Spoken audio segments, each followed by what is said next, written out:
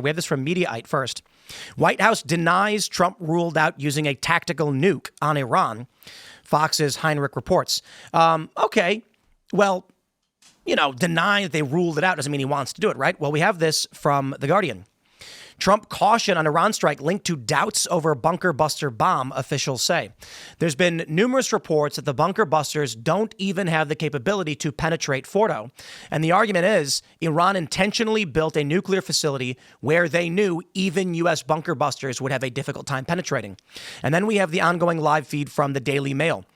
Donald Trump is believed to have backed down from military action against Iran, paving the way for diplomatic talks, after realizing that a nuclear strike may have been the only way to completely destroy the buried Fordow enrichment plant. The president is said to have told defense officials it would only make sense for the U.S. to join Israel if its bunker buster bombs are guaranteed to be able to destroy the key enrichment site, according to people familiar with the discussions. Officials were said to have been told the U.S. would have to soften the ground with conventional bombs before dropping a tactical nuclear weapon from a B-2 bomber to completely destroy the site, believed to be some 90 meters underground. But Trump is said to have ruled out nuking Iran, insiders told The Guardian.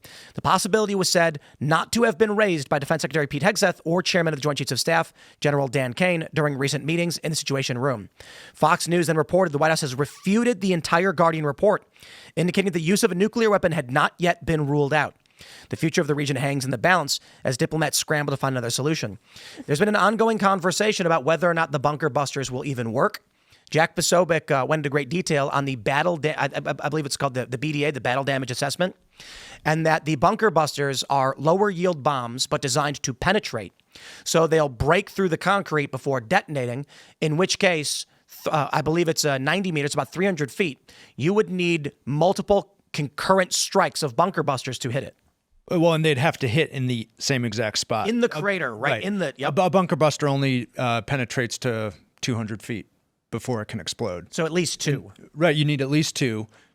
And they're precise, but it poses, I think, part of the conundrum that many who are hoping President Trump reconsiders military action, because if we take a strike at the Fordo nuclear facility, for example, and it doesn't work, we have still initiated combat action. We've initiated physical participation offensive war against Iran that makes the 40,000 Americans in the region and all our military assets a target, a frankly legitimate target for Iranian retaliation. And we've done all that without disabling their primary nuclear facility. But there's not 40,000 people right now. I mean, Trump has already started removing unnecessary troops. He took out all the planes at Al Udeid. I don't think they're all gone. I mean, he had the ships leave the harbor. There are over 1,000 American soldiers in Syria, 4,000, I think, still in Iraq. So, whether it's 40,000 or 4,000. It's 40.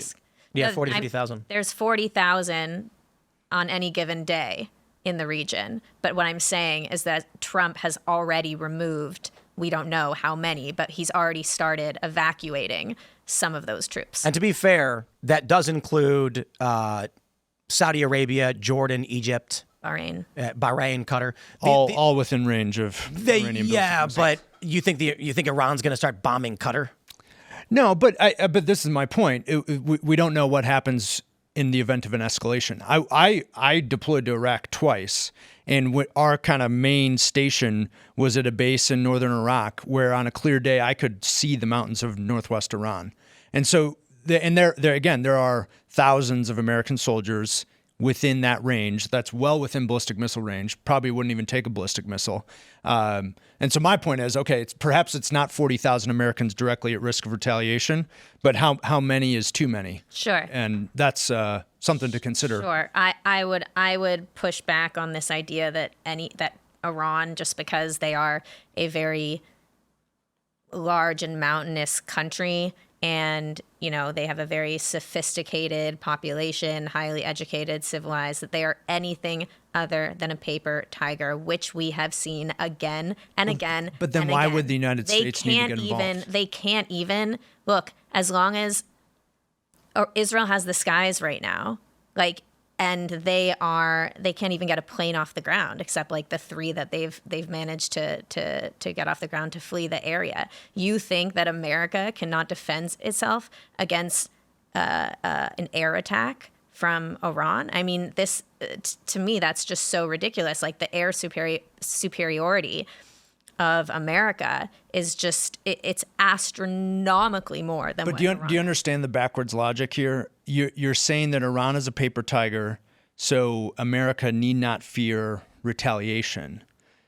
But at the same time, they are such a formidable military threat that Israel needs our offensive military assistance in order to defeat the threat that Iran poses. There's multiple things there. Region. Not all of those things I said, but I'm just saying that how threatening Iran actually is has to be part of the conversation. It can't just be like, will they retaliate or not? Of course they're going to retaliate. But what has to be involved in the conversation is their capabilities. And the best way to measure that is to look at past actions that they have taken, like the October 2024 ballistic missile talk, even seeing how they've just responded in the last 7 days to Israel. I mean, yes, of course, they've caused a lot of damage throughout Israel. Yes, there have been 450 missiles that have gone through and 1,000 drones that they shot, none of which reached Israeli airspace. But none of the drones did, you're saying? None of the drones did, yeah. But these ballistic missiles, the amount that they have been sending, have been drastically decreasing with each day. Why do you think that is? We don't know for sure. But you're asking why is Iran decreasing the amount of missiles that it's firing? Yeah, it's because they either don't have enough missiles, so they're trying to conserve them. Israel estimates they have 1,000 or something like that. Or it's because they can't get them off the ground because they don't have enough launchers. That's one of the arguments that's been made is that Iran's intentionally using lower yield rockets so that they can burn out the Israeli interceptors before launching an actual salvo of destructive ballistic missiles mid-range. The Wall Street Journal reported today that Israel has depleted almost 60% of their air defense assets. It's easier to shoot a missile than it is to shoot down a missile. And so any decision based on our expectations of the Iranian missile supply, I think is hubristic. Well, not just that. Sorry to interrupt, but China just flew 3 cargo planes into Iran. Yeah, but that could be humanitarian for all we know. We have no idea what's in there, and until anybody has any evidence in terms of what those planes contained, then I'm not going to think that China is going to come to Iran's rescue. I mean, China has been laying low. They've already implied that they want nothing to do with it. That's not material to the point that's being made, in that we are wondering why Iran hasn't launched a larger barrage of higher yield mid-range missiles. And the things to consider tactically would be China's shipping something and we don't know what that is. That's a concern. If Iran is launching these mid-range, lower yield missiles, the strategy is fairly obvious. I'm a layman, and just watching Fox News, and we had an interview with the guy on the show the other day. They're saying, well, obviously, no one's going to launch their stronger warheads knowing Israel's loaded with interceptors. But interceptors are very expensive. So likely what Iran's going to do is they're going to choose a medium yield so they can save the more powerful rockets, burn down some of the interceptors, hope they penetrate that air defense with some strikes that actually will freak people out. They don't want to go. This is what we were told by an expert in the region. They don't want to use low yield because when they do break through, there won't be enough damage and people will just be like, oh, this is weak. And then, Israel might restrain themselves on how many interceptors they begin using. But if a couple break through and they're strong enough and the impacts and they've been pretty devastating, Israel's going to ramp up its interceptors, concerned about the strength of these rockets. Then once Israel depletes the majority of its rockets, Iran will launch a full salvo of high yield mid-range ballistic missiles to actually start causing massive damage in urban areas. Maybe I'm wrong. Well, to my mind, the burden of proof should be on those who want U.S. military intervention in some form or fashion. I think there's a reasonable chain of events that would lead to even a limited strike of a bunker buster, let's say, or 2 bunker busters, precipitating a broader engagement because Iran would, I think, necessarily retaliate, and the United States would necessarily retaliate in the event that Americans are killed or American assets are threatened. And then you have a path towards regime change, whether or not the United States wanted to march down that path in the first place.